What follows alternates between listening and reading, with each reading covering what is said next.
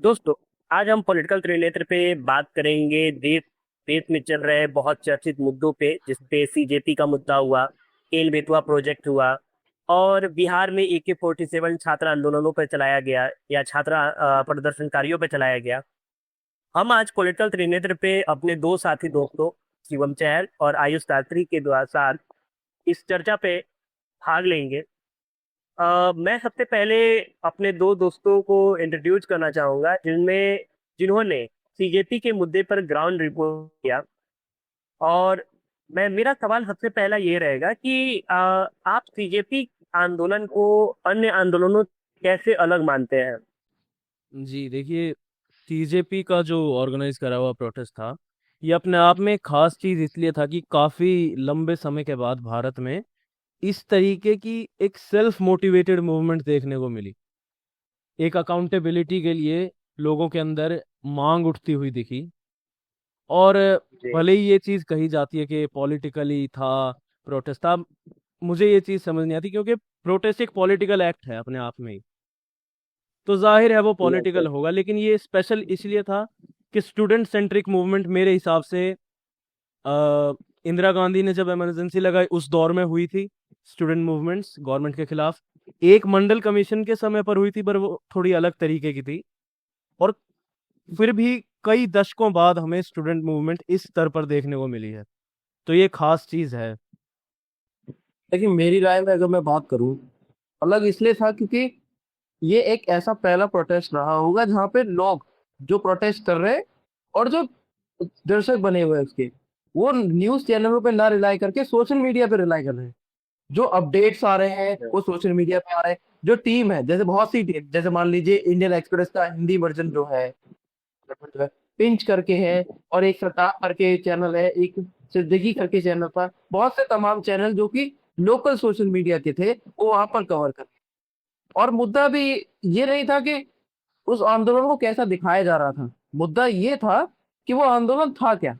क्योंकि news channel के हिसाब से आज भी अगर हम देखें तो वो इस छात्र आंदोलन को अभी भी सही करने को तैयार नहीं है। शुरुआत में वो फॉरेन फंडिंग की वजह से हो रहा था। अब अगर हम देखें तो वो उसका श्रेय भी सरकार को देने में लगे हुए हैं।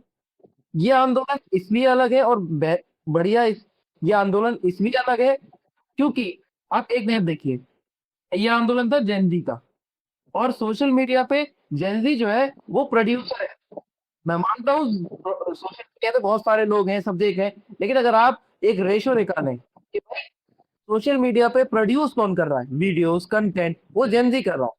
अधिकांश आपको जेनजी ही मिलेगा जो प्रोड्यूस कर रहा है। आप 40+ वाले बंदे को अगर आप देखें, कोई ब्लॉगर है या कोई, बहुत कम होंगे, ज्यादातर जेनजी होंगे। तो एक ये एडवांटेज जेनजी प्रोटेस्ट को इसलिए रहा क्योंकि वो सोशल मीडिया पे रियल टाइम अपडेट के साथ रहा। सोशल मीडिया और न्यूज चैनल का जो एक नैरेटिव था, वो नैरेटिव एक तरह से देखा जाए तो खत्म ही हो गया। लोग ऑन ग्राउंड देख सोशल मीडिया के थ्रू कनेक्ट करने की बात। तो मैं तो ये कहूंगा कि सोशल मीडिया की वजह से ये आंदोलन बाकी आंदोलनों से अलग है। लोग information news channel news papers में ना रिलाई करके सोशल मीडिया से दे रहे थे, इसलिए मैं इसको आंदोलन को अलग मानता हूँ। जी, ये आपकी बात काफी हद तक मैं इससे सहमत भी हूँ। और इस बीच सोशल मीडिया पे काफी सारी चीजों को देखा गया, काफी सारे रूमर्स भी फैले कि इस आंदोलन में कई सारे उपद्रवी तत्व इस आंदोलन को भड़काने की कोशिश कर रहे हैं। जी, अब आपसे मैं ये जानना चाहूंगा कि आपने ग्राउंड रिपोर्टिंग किया, और ग्राउंड रिपोर्टिंग में आप लोगों ने क्या अनुभव किया?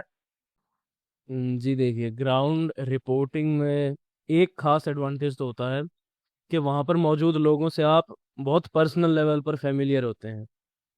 और हम लोगों ने पहले दिन से वहाँ पर काफ़ी रेगुलरली वहाँ जा कर के वीडियोस बनाए, लोगों से इंटरेक्ट किया, तो यही पता चलता है बिल्कुल शुरुआत से मेजॉरिटी जो वहाँ जनता थी, खासकर 20 जुलाई से पहले, जी। तो खास करके वो कंसर्न्ड लोग थे। जी। बेशक सभी लोग स्टूडेंट्स नहीं थे, हमें बहुत सारे बुजुर्ग भी मिले, हमने उस पर उनके इंटरव्यूज भी डाले हैं चैनल पर। बुजुर्ग मिले, हर वर्ग के लोग मिले, जी। लेकिन सबकी मोटिवेशन, सबकी एस्पिरेशन स्टूडेंट्स के साथ थी। और एक तरीके की उनके अंदर आरसा आ गई थी सरकार के प्रति। वो मतलब कैसे कहें, पक चुके थे, उन्हें सिस्टम से नाराजगी जी। थी। इसलिए उनकी संवेदना स्टूडेंट्स के साथ थी। ये बातें उड़ाई गई कि ये छात्रों का आंदोलन नहीं है यहाँ, ये नारे, लेकिन हमें वहां रह कर गए ये नारे एक आधे लगे सो लगे, लेकिन मेजॉरिटी जो पूरा आंदोलन रहा वो स्टूडेंट फोकस्ड ही था, स्टूडेंट सेंटर्ड ही था। बाकी बाकी मैं अपने अपने साथी की बात को थोड़ा आगे बढ़ाते हुए कहना चाहूंगा कि आप किसी भी पॉलिटिकल रैली या पॉलिटिकल मूवमेंट या किसी भी चीज को देखें तो आप एक चीज कॉमन पाएंगे, जो लोग भगाए हुए होते हैं वो पर्टिकुलरली एक आइडियोलॉजी या एक पार्टी के होते हैं, वो उससे तालमेल खाते हैं। लेकिन इस प्रोटेस्ट में मैंने नई बातें देखी कि यहाँ पर कोई भी व्यक्ति सीजेपी की आइडियोलॉजी या सीजेपी के लोगों के प्रति इतना वो नहीं था जितना बाकी पॉलिटिकल रैलीज में होता है। और काफी लोग तो अभिजीत दिग्गे को भी नहीं जानते थे। वो उनका मेन कंसर्न था सोनम वांगचुक जी। और मैंने प्रोटेस्ट के दौरान यही देखा कि ज्यादातर लोगों की संवेदना सोनम वांगचुक जी के साथ थी। और सोनम वांगचुक जी के साथ जो सरकार ने इलीगल डिटेंशन किया, उसके बाद प्रोटेस्ट की संख्या बढ़ी। और मैं पर्सनली 20 तारीख के संसद चलो आंदोलन को मैंने जमीन पे कवर किया है। लेकिन मैं इतना कहना चाहूंगा कि जो भीड़ बुलाई हुई होती है वो ऑर्गेनाइज होती है, उसको पता है कि कहाँ कैसे जाना है। लेकिन जो 20 तारीख को आई हुई भीड़ थी वो अनऑर्गेनाइज थी। क्यों? क्योंकि वो लोग थे जो किसी द्वारा बुलाए नहीं गए थे, वो अपने कंसर्न की वजह से आए थे। उन्हें तो ये भी नहीं पता था कि संसद के लिए कौन सा मेट्रो स्टेशन से पास जाना है या हमारा प्लान प्लान बी क्या है। जब मैं जहाँ पर गया था वहां पे टॉक्सो मार्ग में गया था, वहां पर बहुत से लोगों को नोट कर ही डिटेन कर लिया था उन लोगों ने। डिटेन इन द सेंस कि उन्होंने आगे से रास्ता बंद कर दिया, पीछे से रास्ता बंद कर दिया। 5 6 घंटे लोग वहीं बैठे रहे। अगर वो भीड़ ऑर्गेनाइज होती, अगर किसी पॉलिटिकल पार्टी या किसी भी आप भीड़ भी कह लीजिए, किस पे कह लीजिए, ये भी आरोप बहुत लगे हैं इस आंदोलन पर, तो वो उसकी होती तो आपको लगता है वो इतनी शांतिपूर्ण तरीके से रोड पर बैठी रहती? वो नहीं नहीं, नहीं, बिल्कुल नहीं। बिल्कुल भी नहीं बैठती। लोग वहां बैठे रहे, कुछ लोग लंच लाए थे, लंच में उन्होंने खाना किया। 2 लोगों से मेरा भी मिलना हुआ, एक मध्य प्रदेश से आए हुए भाई थे और एक बुजुर्ग थे हरियाणा से आए हुए थे। उन्होंने अपना कंसर्न बताया, उसके जमीन की बातें मेरे से करी। मुझे बहुत अच्छा लगा कि ऐसे लोगों के साथ मिलने का मौका मिला। ये एक क्रूड एक्सपीरियंस था जो मुझे लगता है कि once in a lifetime लिया मैंने। अब तक मैंने अपनी पूरी जिंदगी में इस तरह के एक्सपीरियंस को नहीं लिया है। 20 तारीख के आंदोलन को मैं कहूंगा बहुत शांति प्रिय आंदोलन था। अब सरकार का कुछ भी नैरेटिव है वो सरकार जाने, कोर्ट जाने। बाकी मैं तो यही कहूंगा ये शांतिपूर्ण तरीका था। लोग ऑर्गेनिक में थे, वो अपने कंसर्न की वजह से आए हुए थे, अपने भविष्य की वजह से आए हुए थे। जी, ऐसा काफी सारा रिपोर्ट भी आया है कि जो 20 तारीख का संसद चलो मार्च वगैरह था, उसके लिए जो भी लोग आए थे वो अपने बच्चों की शिक्षा के लिए आए थे, अपने बच्चों के भविष्य के लिए आए थे। सरकार का नैरेटिव भले ही ये रहा कि ये विदेशी फंडिंग है या कुछ भी, लेकिन ये नैरेटिव काम नहीं आया। और जो छात्रों का विशेष कंसर्न था, शिक्षा मंत्री का इस्तीफा, और जो नीट छात्र जो लीक हुआ पेपर, उससे जो भी प्रभावित है, इनके लिए कंसर्न था, वो आगे चलकर सरकार को मांगनी भी पड़ी। अब मैं बात करूंगा बिहार में AK-47 जो छात्र आंदोलनों पर चला, इसके बारे में मैं शिवम चहल से पूछना चाहूंगा कि आपकी क्या राय है? क्या एक छात्र आंदोलन को इस तरह से कुचलना कानूनी या संवैधानिक रूप से सही है? नहीं जी, शिवम चहल। संविधान का जो सबसे मूल सिद्धांत है, जिसके लिए हमें किताबें भी पढ़ने की जरूरत नहीं है, ये हमारी इस याददाश्त में एम्बेडेड है, हमारे एक लेगेसी में एम्बेडेड है, वो है आज़ादी। हमने संघर्ष जी करा, हमने अपना संविधान बनाया, हमें अधिकार हमने खुद को दिए। अब उस जी संविधान की आड़ में छुपकर अगर सरकार किसी भी तरीके के आंदोलन को, विद्रोह को दबाने के लिए इस तरीके का ब्रूट फोर्स इस्तेमाल करती है, तो वो शर्मनाक और घिनौना है। ये सरकार हमारे द्वारा चुनी गई है, संविधान के द्वारा सशक्त करी गई है, लेकिन इस सरकार से ज्यादा सशक्त हम हैं उसी संविधान के जी, दायरे बिल्कुल। में। तो संविधान हमें पूरी आज़ादी देता है कि हम प्रोटेस्ट करेंगे, लेकिन हमारे ऊपर इस तरीके का फोर्स अपनाना सीधा सीधा संविधान का अपमान ही नहीं। सर, ये तो दिल्ली में भी देखा गया कि हाँ, दिल्ली में पैलेट किस गन्स तरह से फायर करंट करी जा की रही है। छड़ी वगैरह, पैलेट जी। गन वगैरह, इसको विपक्ष के नेता प्रतिपक्ष ने भी उठाया है, इसको किया था। और इसकी कोई इसमें गृह सफाई भी मंत्री नहीं दी जा सकती। सरकार जब इस तरीके का ब्रूट फोर्स इतने बड़े क्या कहते हैं उसे, मतलब जनमानस पर, वहां कोई उपद्रवी नहीं थे। अगर उस समय 20 जुलाई को करीब 1.5 लाख आदमी थे, उस 1.5 लाख की भीड़ में अगर जी 100 उपद्रवी भी, 1000 उपद्रवी भी हैं, वो उनको छूट नहीं देता ना उस भीड़ पर गैस फेंकने की, लाठियां चलाने की, डंडे मारने की, पैलेट गन चलाने की। उपद्रवी अगर जी आप बिल्कुल। आइडेंटिफाई कर पा रहे हैं, आपको अधिकार है उन्हें उठा करके भीड़ से अलग करने का। आपको भीड़ के ऊपर फोर्स से चलाने का अधिकार नहीं है ना, हम भेड़ बकरी नहीं है। ये रवैया बहुत खराब है सरकार का। बिहार में भी जो हुआ AK-47 जैसी चीज, जो कि दंगे, ये तो प्रोटेस्ट और दंगे में बहुत बड़ा फासला है, बहुत बड़ा। जी बिल्कुल। और दंगे में भी AK-47 यूज नहीं होती, पैलेट गन्स या फिर कई तरीके के डिवाइस यूज होते हैं। AK-47 तो डायरेक्ट जब आप किसी टेररिस्ट से या किसी वॉर में ये लड़ रहे हैं, तब वो उस तरीके की वेपनरी यूज होनी चाहिए। स्टूडेंट्स पर वो वेपन यूज होना बहुत शर्मनाक है। जी जी। आयुष भाई, आप इसके बारे में क्या बताना चाहेंगे? मुझे ऐसा लगता है कि काफी पॉइंट तो साहिल ने भी कवर कर ही दिए हैं। बाकी यही है, अगर शांतिपूर्ण कोई भी प्रदर्शन होता है तो उस पे इस तरह के वेपनरी का यूज करना आज के लिए भी गलत है, और ये एक पॉलिटिकल एटीट्यूड स्टैब्लिश करेगा। अगर आज हम इसका विरोध नहीं करते हैं तो ये एक पॉलिटिकल एटीट्यूड स्टैब्लिश कर देगा, जो कि बहुत गलत है। क्योंकि आज अगर हमें इतनी आज़ादी मिली हुई है तो ऐसा नहीं है कि हमने इसके लिए लड़ा है। ये हमारे ये हमारे इंडिपेंडेंट जो लीडर थे इंडिपेंडेंस के टाइम के, उनके पॉलिटिकल एटीट्यूड की वजह से हमें मिली हुई है। और आज जो हम अपना पॉलिटिकल एटीट्यूड अपनाएंगे वो हमारी आगे आने वाली जनरेशन के लिए होगा। तो मैं तो यही कहूँगा कि ये डेंजर है और इस तरह की चीजों से हमें बचना चाहिए और सरकार के जी। खिलाफ सरकार रहना का चाहिए। सरकार के रवैये को लेके काफी ज्यादा आलोचना भी हो रही है कि 26 दिन तक सोनम वांगचुक सर आंदोलन में बैठे रहे, भूख हड़ताल किए, और सरकार की तरफ से कोई वार्ता नहीं की गई। और अगर हम एक संवैधानिक देश में रहते हैं या लोकतांत्रिक देश में रहते हैं, तो यहाँ पे संवाद का रास्ता दोनों तरफ से खुला होना चाहिए, चाहे वो किसी भी चीज के लिए आंदोलन हो रहा हो। यहाँ पे सरकार का रवैया अड़ियल सा नहीं होना चाहिए। सरकार को पहले दिन से चाहिए था कि संवाद करे। जब मामला सिर के ऊपर निकलने लगा, तब सरकार को समझ आया कि हमें संवाद का रास्ता निभाना चाहिए। और सरकार इंस्टाग्राम जैसे सोशल मीडिया को लेके काफी ज्यादा अब चिंतित रह रही है, या उस पे अपने जो भी एक्टिविस्ट वगैरह हैं या जो बीजेपी समर्थक या सरकार समर्थक लोग हैं, उनको इंस्टाग्राम वगैरह सोशल मीडिया के जरिए जेनजी से जुड़ने का बातें कर रही है। इस पे आपकी क्या राय है, शिवम चैन? जी, अब ये जो रवैया है सरकार का संवाद से कटने का, आज के दौर में जी ये देखते हैं एक आम नागरिक और सरकार के बीच जो फासला है वो बहुत गहरा है, बहुत बड़ा फासला है। मैं एक आम नागरिक हूँ, मैं एक छात्र हूँ। मैं अगर कल अनशन पर बैठ जाऊं सड़क पर जाके, ये मेरी एक्सपेक्टेशन है कि या तो उसी दिन या थोड़े ही समय में मुझे पुलिस वहां से खदेड़ देगी। ना मुझे मीडिया कुछ कवर करेगी, कोई मेरी आवाज को तवज्जो देगी, ना सरकार से मुझे कोई मदद मिलेगी। DM ऑफिस के बाहर जाकर मैं अपना सर फोड़ दूंगा तो भी मुझे पुलिस अरेस्ट कर लेगी।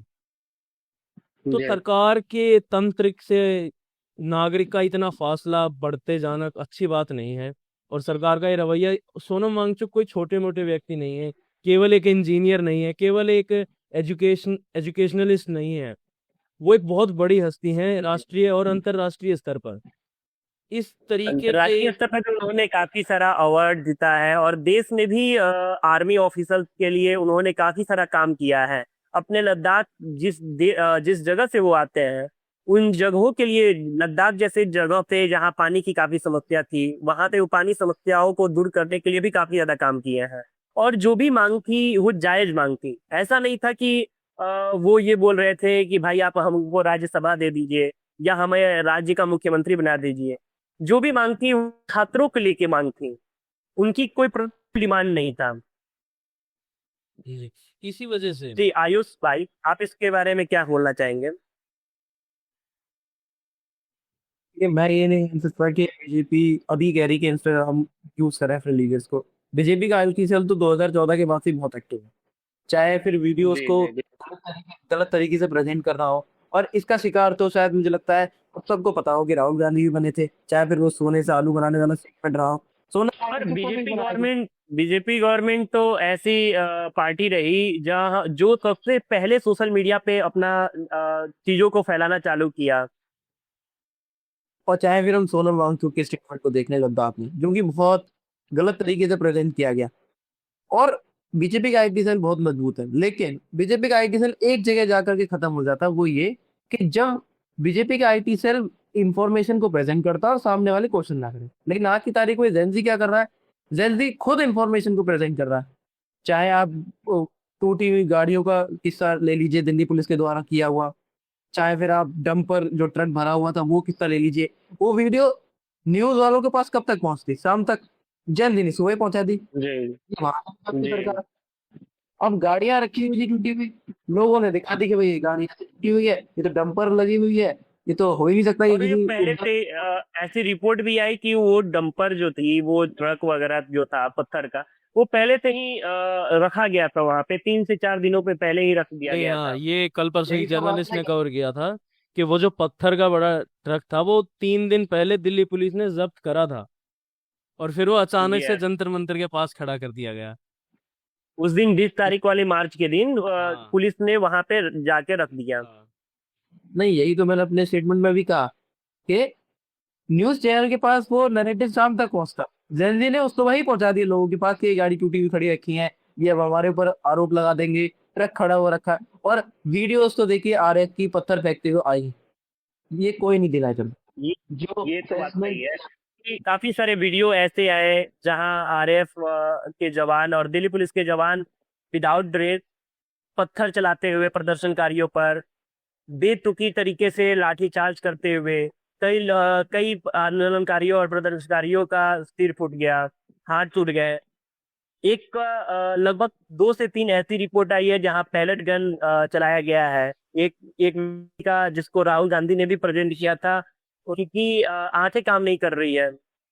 यही मैं कहना चाहूंगा, सोशल मीडिया पर बीजेपी आना भी चाहे तो, लेकिन अगर वो सोच के साथ आ रही है कि भाई हम नैरेटिव क्रिएट करेंगे, तो अब वो नहीं चलने वाला। तो आना पड़ेगा, Yes. अपनी बातें रखें आएंगी, अपनी बातें रखें, इनका जो भी पॉलिसीज है वो बात। अब जो कंट्रोल जो नैरेटिव का था वो बीजेपी के हाथ से हम जनरल के हाथ में जा चुका है।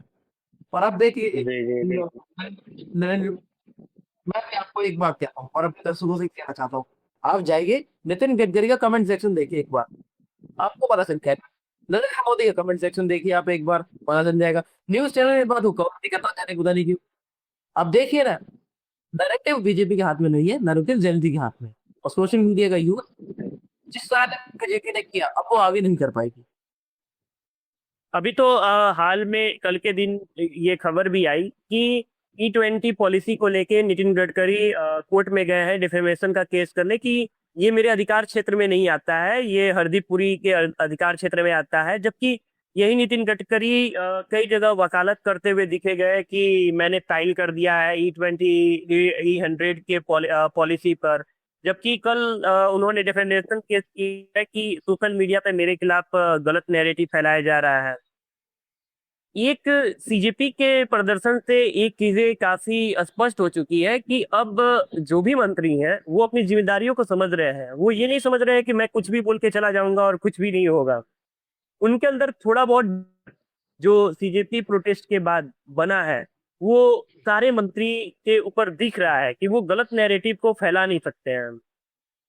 चलिए दोस्तों, अब हम एक और मुद्दे जो केन बेतवा मध्य प्रदेश में प्रोटेस्ट चल रहा है उसके ऊपर मैं शिवम चहल से बात करना चाहूंगा और जानना चाहूंगा कि केन बेतवा प्रोजेक्ट के लिए क्यों प्रोटेस्ट हो रहा है। तो दरअसल केन बेतवा लिंक्स प्रोजेक्ट एक डैम प्रोजेक्ट है मध्य प्रदेश में स्थित छतरपुर जिले जी के पास। वहां पर जी जी लोगों का जो प्रोटेस्ट रहा, अब जिसे कि हटा दिया गया फोर्सफुली पुलिस द्वारा, तो वो इसलिए जी था कि उन्हें एडिक्वेट कंपनसेशन नहीं दी जा रही थी उनकी ज़मीन के लिए। प्रोजेक्ट के लिए उनकी ज़मीन को नहीं करवाया गया और बहुत बड़े स्तर पर लोग डिस्प्लेस हुए। लेकिन उन्हें कितना, बहुत कम, 12.5 लाख के नज़दीक की रिपोर्ट्स हैं, उन्हें कंपनसेशन दी गई। कुछ को तो अपनी जमीन का 7 रुपए 12 रुपए तक मिले हैं। जी। और ऐसे भी ये, रिपोर्ट आई है। और उनका ये भी एक उन्होंने ये भी एलिज किया प्रोटेस्टर्स ने कि कई ऐसे परिवार भी हैं जिनका कंपनसेशन लिस्ट में भी नाम नहीं है। सरकार ने वहां पर बहुत ही, फिर वही, ये पूरे देश भर में ये रवैया देखा जा रहा है, सरकार संवाद करने को राजी नहीं है कतई भी। लोगों का अधिकार है प्रोटेस्ट जी करना, सरकार क्या करती है, पुलिस भेज करके उसे जबरदस्ती हटवा देती है।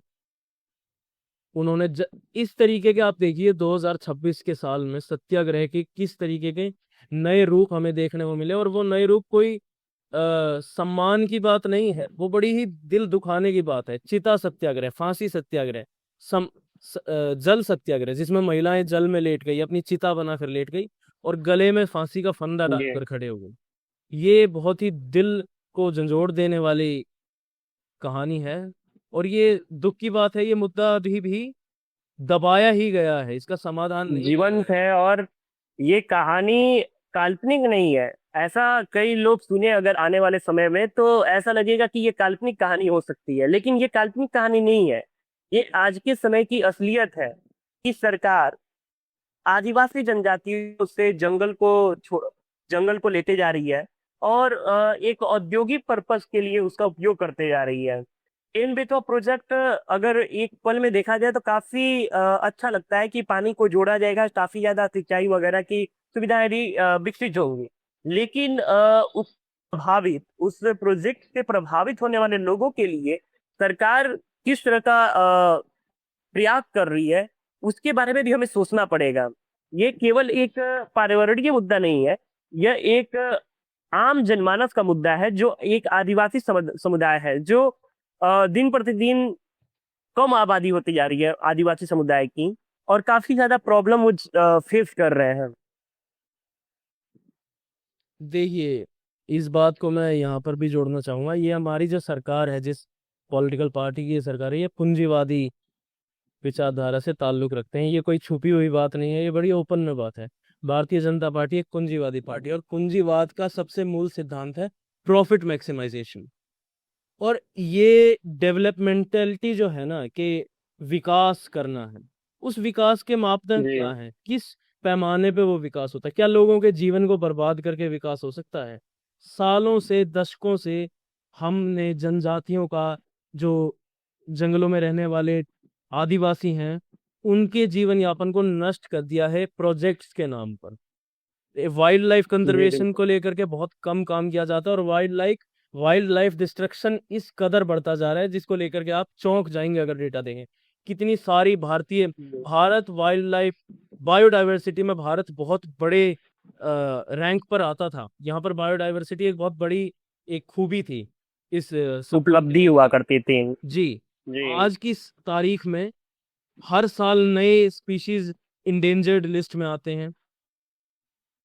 ये हमारे को ध्यान देने की बात है कि डेवलपमेंट की, विकास की ये जो राह हमारे को बताई जा रही है, ये असल में किसका विकास है? जी बिल्कुल। मैं इस बात से काफी सहमत भी हूँ कि डेवलपमेंट का आधार क्या है, इसको हमें तय करना पड़ेगा। और डेवलपमेंट हम समाज के किस स्तर को पहुंचाना जा रहे हैं। क्या डेवलपमेंट समाज के सबसे निचले स्तर पर रहने वाले व्यक्तियों को तक पहुंच रहा है या नहीं, ये हमें सोचना पड़ेगा, और ये सोचने की काफी जरूरत भी है। दोस्तों, इस मुद्दे पर आपका क्या विचार है? कमेंट बॉक्स में अपने विचार और सुझाव जरूर साझा करें। आपकी प्रतिक्रिया ही हमें बेहतर और अधिक सार्थक कंटेंट बनाने के लिए प्रेरणा देती है। अगर आपको हमारी चर्चा पसंद आई हो तो वीडियो को लाइक करें, शेयर करें, और पॉलिटिकल त्रिनेत्र को सब्सक्राइब करना न भूलें। मिलते हैं अगले महत्वपूर्ण मुद्दे के साथ, तब तक के लिए धन्यवाद।